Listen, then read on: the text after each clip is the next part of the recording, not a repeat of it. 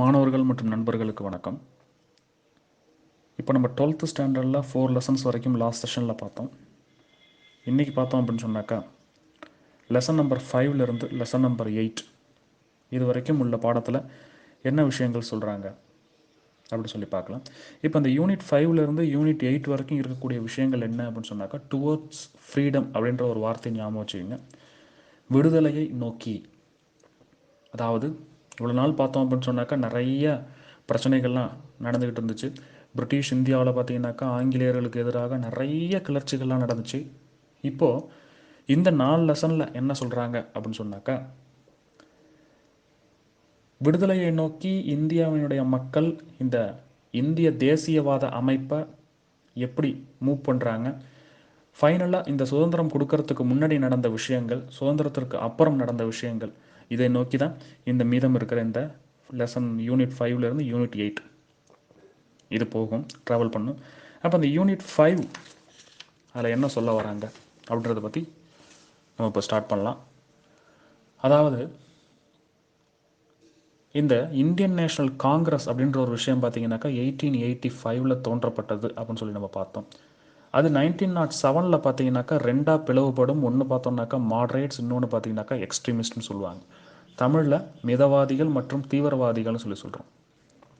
ஆக இந்த தீவிரவாதிகள் அப்படின்ற பெயருக்கான அர்த்தம் என்ன அப்படின்னாக்கா தங்களோட கருத்துக்களை தீவிரமாக பொதுமக்களுக்கு பிரிட்டிஷாருக்கு எடுத்துரைத்த காரணத்தினால என்ன சொல்கிறாங்கன்னாக்கா இவங்கள தீவிரவாதிகள் அப்படின்னு சொல்லி தமிழில் சொல்கிறாங்க.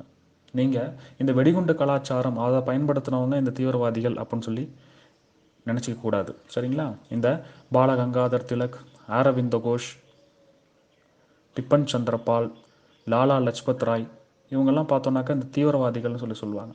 ஆக தன்னுடைய கருத்தில் ரொம்ப தீவிரமாக இருந்தவர்கள், அதனால் தீவிரவாதிகள் அப்படின்னு சொல்லி சொல்கிறாங்க, அல்லது எக்ஸ்ட்ரீமிஸ்ட் அப்படின்னு சொல்லி சொல்லுவாங்க. இந்த குரூப்புக்கும் அப்பாற்பட்டு இன்னொரு குரூப் பார்த்தோம் அப்படின்னு சொன்னால் இந்த வெடிகுண்டு கலாச்சாரத்தில் ரொம்பவே இன்ட்ரெஸ்டாக இருந்தாங்க.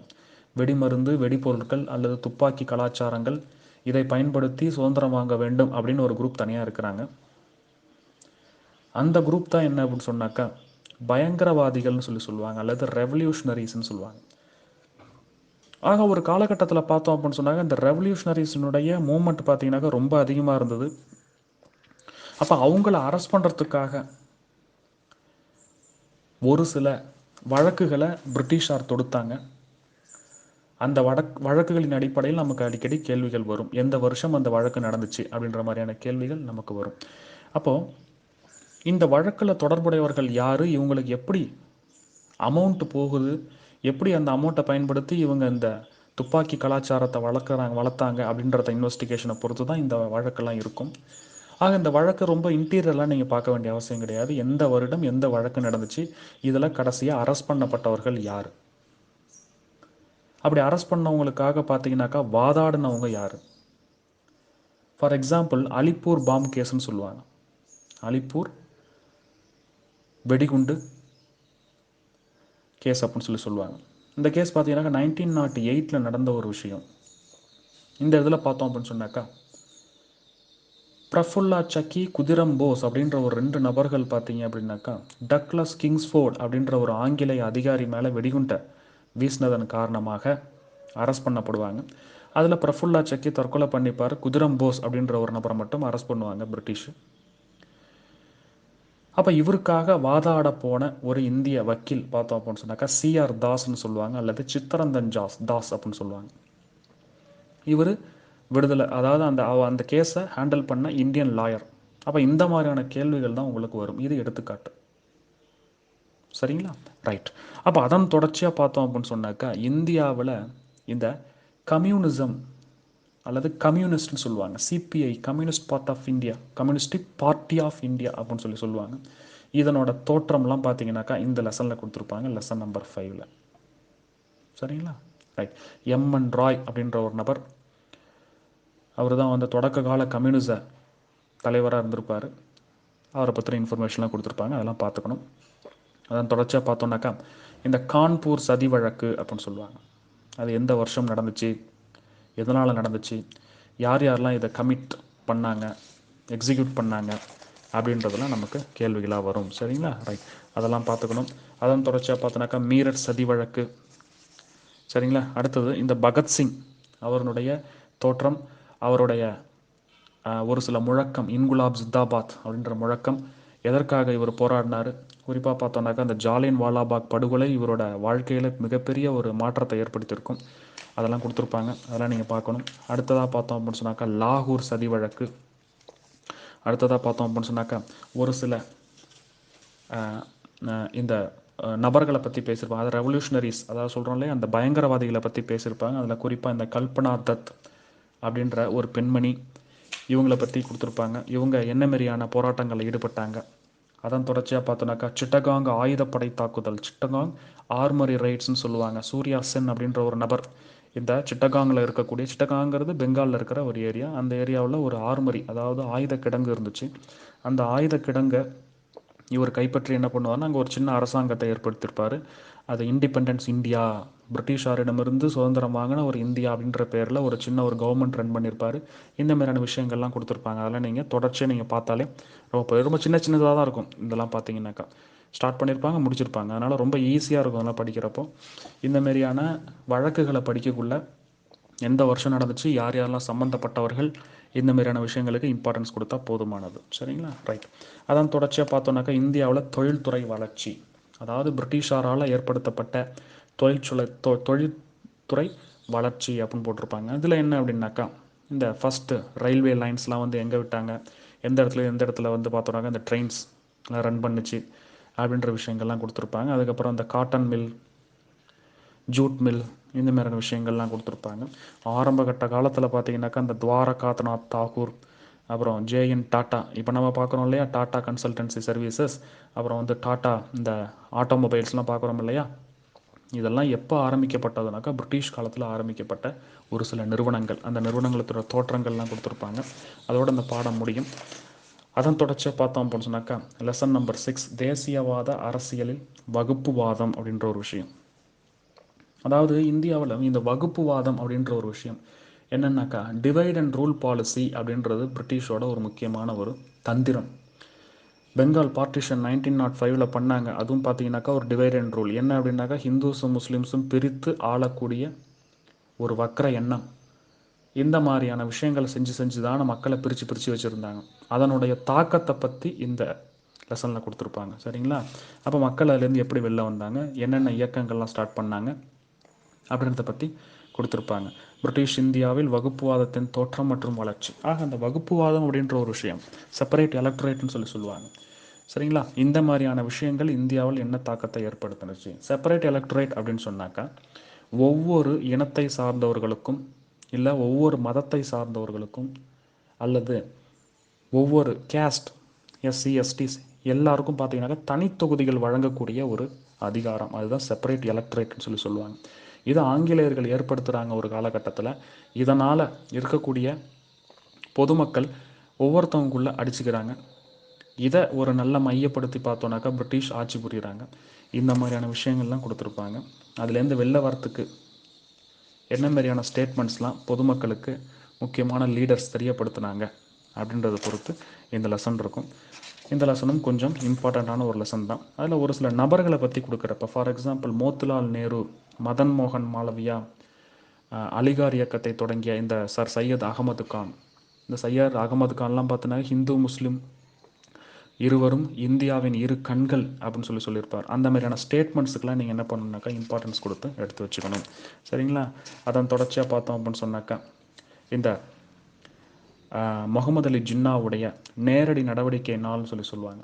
இந்த நாள் ரொம்ப முக்கியம். இது எந்த வருஷம் நடந்துச்சு, டைரக்ட் ஆக்ஷன் டேன்னு சொல்லி இங்கிலீஷில் சொல்லுவாங்க.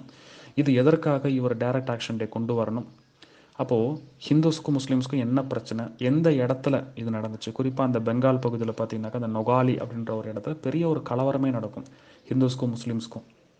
சரிங்களா? இது எதனால் நடந்துச்சு, அப்போது என்ன விஷயத்தை முன்வைக்கிறாங்க அப்படின்னு சொல்லி பார்த்தோன்னாக்கா இந்த எங்களுக்கு தனி நாடு வேணும், பாகிஸ்தான் அப்படின்ற ஒரு தனி நாடு வேணும் அப்படின்ற ஒரு கோரிக்கை ஒரு காலத்தில் ரொம்ப வலுக்குது. அப்போ அதனுடைய முடிவில் பார்த்தோன்னாக்கா இந்த ஹிந்துஸ்க்கும் முஸ்லீம்ஸ்க்கும் நிறைய பிரச்சனைகள்லாம் வருது. சரிங்களா? அந்த பார்ட்டோட பார்த்தீங்கன்னாக்கா இந்த லெசன் கம்ப்ளீட் பண்ணியிருப்பாங்க. அதன் தொடர்ச்சியாக பார்த்தோம் அப்படின்னு சொன்னாக்கா லெசன் நம்பர் 7 இந்திய தேசிய இயக்கத்தின் இறுதி கட்டம், அதாவது டுவோர்ட்ஸ் ஃப்ரீடம் சொல்கிறாங்க இல்லையா, அதனுடைய கடைசி காலத்தில் நடந்த விஷயங்கள். அப்போ பார்க்கவுள்ள பார்த்தோம் அப்படின்னு சொன்னாக்கா இந்தியன் நேஷ்னல் ஆர்மி அப்படின்றத பற்றி நீங்கள் கொஞ்சம் தெரிஞ்சுக்கணும். ஆக சிங்கப்பூரில் கேப்டன் மோகன் அப்படின்ற ஒரு நபர் என்ன பண்ணுறாருனாக்கா ஜப்பான் ஆர்மியோட சண்டை போது ஜப்பான் ஆர்மியால் மன்னிக்கப்பட்டு அவங்கள்ட்ட பர்மிஷன் வாங்கி இந்தியன் சோல்ஜர்ஸ் எல்லாம் தனியாக என்ன பண்ணுறாருனாக்கா பிரிட்டிஷுக்கு எகெயின்ஸ்டாக சண்டை போட சொல்லி ட்ரைனிங் கொடுத்துட்டு ஒரு கேரிசனை ரெடி பண்ணி வச்சுருப்பாரு. அந்த காலகட்டத்தில் சுபாஷ் சந்திர போஸ் என்ன பண்ணுவார்னாக்கா சிங்கப்பூருக்கு போவார். அங்கே பார்த்தீங்கன்னாக்கா ஒரு சின்ன ஒரு அரசாங்கத்தை நிறுவிட்டு அங்கே இருக்கக்கூடிய இந்த மிலிட்டரி சோல்ஜர்ஸை இந்தியாவை நோக்கி டெல்லி சலோ அப்படின்ற ஒரு முழக்கத்தோடு பார்த்தீங்கன்னாக்கா இந்தியாவுக்கு வருவாங்க. வரக்குள்ளே பார்த்தீங்கன்னாக்கா பர்மா வழியாக உள்ளே என்ட்ராவாங்க. ஒரு சில சின்ன சின்ன சண்டைகள்லாம் நடந்துகிட்ருக்கும். அதனோட பார்த்தீங்க அப்படின்னு சொன்னாக்கா இந்த சுபாஷ் சந்திர போஸோட ரோல்ஸ் அண்ட் ரெஸ்பான்சிபிலிட்டிஸ், எப்படி ஒரு தலைவராக உருவாகிறாரு, குறிப்பாக எந்த காங்கிரஸினுடைய தலைவராக இருந்தார். ஹரிப்பூர் மற்றும் சிவபுரி 1938-39 இந்த காலகட்டத்தில் பார்த்தீங்கன்னாக்கா சுபாஷ் சந்திர போஸ் காங்கிரஸினுடைய தலைவராக இருந்திருப்பார். அதன் தொடர்ச்சியாக பார்த்தோம் அப்படின்னு சொன்னாக்கா காங்கிரஸில் சரியான ரெகக்னிஷன் கொடுக்கல, இவர் சொன்னக்கூடிய விஷயங்களை சரியாக காங்கிரஸ் இம்ப்ளிமெண்ட் பண்ணலை அப்படிங்கிறதுனால ஃபார்வர்ட் பிளாக் கட்சி, ஃபார்வர்ட் பிளாக் பார்ட்டி 1939 ஸ்டார்ட் பண்ணியிருப்பார். அதனுடைய ரோல்ஸ்லாம் பார்த்தீங்கன்னாக்கா கொடுத்துருப்பாங்க. அடுத்ததாக சுதந்திரத்தை நோக்கி அப்படின்னு சொல்லி பார்க்க உள்ள பார்த்தீங்கன்னாக்கா கிரிப்ஸ் மிஷன் ஒரு மிஷன் ஒன்று வந்திருக்கும். இந்தியாவுக்கு ஒரு கான்ஸ்டியூஷனல் அசம்பிளி வேணும், எங்களுக்கு டொமினியன் ஸ்டேட்டஸ் வேணும் அப்படின்னு சொல்லிட்டு இந்தியா போராட உள்ள கிரிப்ஸ் தூதுக்குழு, கிரிப்ஸ் மிஷன் சொல்லி ஒரு தூதுக்குழு ஒன்று வந்திருக்கும். அது இந்தியாவில் என்ன மாதிரியான பேச்சுவார்த்தைகள்லாம் நடத்துனுச்சு அப்படின்றத பொறுத்து இது நடக்கும். ஃபைனலாக 1947 முன்னாடி பார்த்தீங்க அப்படின்னு சொன்னாக்கா இந்தியன் நேவல் ரிவோல்ட்னு சொல்லுவாங்க, ராயல் இந்திய கடற்படை கழகம். இதுதான் பார்த்தீங்கன்னாக்கா இந்தியாவிலேயே கடைசி கட்ட ஒரு முக்கியமான ஒரு போராட்டம்னு சொல்லுவாங்க. இதுக்கு அடுத்தது பார்த்தோம் அப்படின்னு சொன்னாக்கா குவிட் இந்தியா மூமெண்ட் அப்படின்னு ஒரு மூமெண்ட் ஒன்று நடக்கும், வெள்ளையனே வெளியேறு இயக்கம் அப்படின்னு சொல்லுவாங்க. இதெல்லாம் யார் யாரெல்லாம் தொடர்புடையவர்கள், குறிப்பாக தமிழ்நாட்டில் யார் யாரெல்லாம் தொடர்புடையவர்கள், அப்புறம் மவுண்ட் பேட்டனுடைய ரோல், மவுண்ட் பேட்டன் முதல்ல யார், இந்தியாவுக்கு எதற்காக ஆங்கிலேயர்களால் அனுப்பி வைக்கப்பட்டார், அவர் இங்கே ஜூன் 3 பிளான் அப்படின்னு ஒரு பிளானை சொல்லியிருப்பார், ஜூன் 3 திட்டம். இதன் அடிப்படையில் தான் பார்த்தீங்கன்னாக்கா இந்தியா மற்றும் பாகிஸ்தான் ரெண்டாக பிரியும். அப்போ எந்தெந்த வருடம் சுதந்திரம் கொடுக்குறாங்க அப்படின்ற விஷயத்தை பொறுத்து இந்த லெசன் இருக்கும். ரொம்பவே இம்பார்ட்டண்ட்டான ஒரு லெசன். பாருங்கள், படிங்க. நான் சொன்னதெல்லாம் கீவேர்ட்ஸாக வச்சு பாருங்கள், உங்களுக்கு நிறைய விஷயங்கள் தெரியும். சரிங்களா? அதன் தொடர்ச்சியாக பார்த்தோம் அப்படின்னு சொன்னாக்கா லெசன் நம்பர் 8 காலனித்துவத்திற்கு பிந்தைய இந்தியா மறுகட்டமைப்பு. அதாவது இந்தியா ஒரு ஸ்டேஜில் 1947 ஆகஸ்ட் 15 சுதந்திரம் வாங்குது. வாங்கினதுக்கப்புறம் பார்த்தோம் அப்படின்னு சொன்னாக்கா ஆங்கிலேயர்கள் நம்மள்ட்ட என்ன சொல்லிட்டு போகிறாங்கன்னா பிரிட்டிஷ் ப்ராவின்சஸ் தனியாக இருக்கும், அதை ஸ்டேட்ஸாக நீங்கள் மாற்றிக்கலாம். ஆனால் இங்கே இருக்கக்கூடிய சுதேச அரசுகள் அல்லது இந்த சின்ன சின்ன ப்ராவின்சஸ்லாம் இருக்கும், அவங்கெல்லாம் பார்த்தோம் பிரின்ஸ்லி ஸ்டேட்ஸ்னு சொல்லுவாங்க. அந்த ப்ராவின்சஸ்லாம், அந்த பிரின்ஸ்லி ஸ்டேட்ஸ்லாம் ஒன்று இந்தியாவிலே இருக்கலாம், அப்படி இல்லை அப்படின்னாக்கா பாகிஸ்தானிடம் இணையலாம் அப்படின்ற ஒரு ஸ்டேட்மெண்ட் கொடுத்துருப்பாங்க. இதன் அடிப்படையில் பார்த்தோம் அப்படின்னு சொன்னாக்கா இந்தியா கண்ணாப்புனான்னு பிரிஞ்சு கிடக்கும். இதை ஒன்று சேர்க்கக்கூடிய ஒரு முக்கியமான ஒரு வேலையை பண்ணுறவர் தான் சர்தார் வல்லபாய் பட்டேல் அண்ட் நேரு. அவங்களோட பார்த்தோன்னாக்கா விபி மேனன் அப்படின்ற ஒரு நபர் இருப்பாங்க. இவங்க எல்லாம் இந்தியாவை ஒட்டுமொத்தமாக ஒரு இருக்கக்கூடிய சின்ன சின்ன ப்ராவின்சஸ்லாம் பேச்சுவார்த்தையின் மூலயமாக இந்தியாவோட இணைக்க நினைப்பாங்க. அப்படி இணைச்சதுக்கு அப்புறம் நடந்த விஷயங்கள், யார் யாரெல்லாம் இதில் இணையாமல் இருந்தாங்க, அவங்கள இணைக்கிறதுக்காக என்ன மாதிரியான ஆக்ஷன்ஸ்லாம் எடுத்தாங்க. ஃபார் எக்ஸாம்பிள் ஹைதராபாத் நிஜாம் சேரமாட்டார், அங்கே என்ன ஆக்ஷன் பண்ணி அந்த இடத்த ஆக்கிரமித்தாங்க இந்தியா. அடுத்தது பார்த்தோம் அப்படின்னு சொன்னாக்கா அந்த இடத்த சேர்த்தாங்க, ஆக்கிரமிச்சாங்கிறது கிடையாது, அந்த இடத்த எப்படி இணைத்தார்கள், யாரும் ஆக்கிரமிக்கலை அந்த இடத்த போய் இந்தியா சுதந்திரம் வாங்கினதுக்கு அப்புறம். இந்த ஹைதராபாத் நிஜாம் சேரமாட்டேன்னு சொல்லுவார், இந்தியா கூட நான் தனியாகவே இருக்கிறேன், இண்டிபெண்ட் தான் இருக்க போகிறேன் அப்படின்னு சொல்லுவார். ஆனால் இந்தியாவோட இணைய வேண்டும் அப்படின்ற விஷயத்துக்காக இந்தியா என்ன பண்ணுச்சு அப்படின்ற விஷயம். அதே மாதிரி ஜுனகர் அப்படின்னு ஒரு இடம், அந்த இடத்துல என்ன மாதிரியான விஷயங்கள் செய்து இந்தியாவுடன் இணைத்தார்கள். அடுத்தது இந்த ஜம்மு அண்ட் காஷ்மீர் ரொம்ப ரொம்ப முக்கியமான ஒரு பார்ட். அந்த ஜம்மு அண்ட் காஷ்மீரில் எப்படி அதை இந்தியாவுடன் இணைத்தார்கள். அதன் தொடர்ச்சியாக பார்த்தோம் அப்படின்னு சொன்னாக்கா மொழிவாரி மாநிலங்கள் இந்தியாவில் அமையப்பெற வேண்டும் அப்படின்னு சொல்லிட்டு முதல்ல உண்ணாவிரதம் இருந்து ஒரு நபர் இறந்து போகிறாரு. அவர் தான் பொட்டி ஸ்ரீ ராமுலு அப்படின்னு சொல்லுவாங்க. அவர் எந்த இடத்திற்காக ஆந்திரா பகுதியில் பார்த்தோம் அப்படின்னு சொன்னாக்கா போராடுவார். எந்த இடத்திற்காக போராடினார், அப்போ தெலுங்கு ஸ்பீக்கிங் பீப்புள்ஸ் அப்படின்னு சொல்லி தனியாக பிரித்து கொடுக்க சொல்லி கேட்பார். அதன் தொடர்ச்சியாக இந்தியாவில் மொழிவாரி மாநிலங்கள் அமைக்கப்பட்டது. அப்போ அந்தமாரி மொழிவாரி மாநிலங்கள் அமைக்கக்குள்ள முதல் மாநிலம் என்ன, அதன் தொடர்ச்சியாக ஏற்பட்ட மாநிலங்கள், இதனோட பார்த்தோம் அப்படின்னு சொன்னாக்கா இந்த லெசன் கம்ப்ளீட் ஆகும். இப்போ நம்ம 6th to 12th வரைக்கும் இருக்கக்கூடிய எல்லா லெசன்ஸும் கம்ப்ளீட் பண்ணியாச்சு. இந்த இந்த 11th 12th லெசனை 12th பொறுத்தவரை பார்த்தோம் அப்படின்னு சொன்னாக்கா நம்ம ஆல்ரெடி எல்லாமே பார்த்தது அப்படிங்கிறதுனால கொஞ்சம் ஃபாஸ்ட்டாக ரிவைஸ் பண்ணியாச்சு. அதனால் முக்கியமாக அந்த 12th நீங்கள் படிக்கிறப்ப பார்த்தீங்கன்னாக்கா, இல்லை இந்தியன் நேஷனல் மூவ்மெண்ட் படிக்கிறப்ப பார்த்தீங்கன்னா முக்கியமான நியூஸ் பேப்பர்ஸுக்கு இம்பார்ட்டன்ஸ் கொடுங்க. ஒரு சில இன்சிடென்ட்ஸுக்கு இம்பார்ட்டன்ஸ் கொடுங்க. சரிங்களா? அந்த மாதிரியான இன்சிடென்ட்ஸ் எங்கே நடந்துச்சு, அதுக்கு தொடர்ச்சியாக இன்சிடென்ட்ஸ் அப்படின்ற ஒரு வார்த்தையை மட்டும் ஞாபகம் வச்சுக்கிட்டு என்ன பண்ணணுன்னாக்கா இந்த இந்தியன் நேஷனல் மூவ்மெண்ட்டை பற்றி பார்க்கணும். இந்திய தேசிய இயக்கம் அல்லது இந்தியன் நேஷனல் மூவ்மெண்ட்டை படிக்கக்குள்ள இன்சிடென்ட்ஸ் எங்கெங்கெல்லாம் என்னென்ன இன்சிடெண்ட்டாக நடந்துச்சு, அதுக்கு யார் தலைமை தாங்கினாங்க, எந்த வருஷம் நடந்துச்சு, அதேமாரி நியூஸ் பேப்பர்ஸ் அப்படின்னு ஞாபகம் வச்சுங்க. யாரெல்லாம் என்னென்ன நியூஸ் பேப்பர்ஸ் தொடங்கினாங்க, என்னென்ன புத்தகங்கள் எழுதுனாங்க, இதை ஞாபகம் வச்சுட்டு படிங்க. நல்லா படிங்க. All the very best for your bright future. Thank you for all.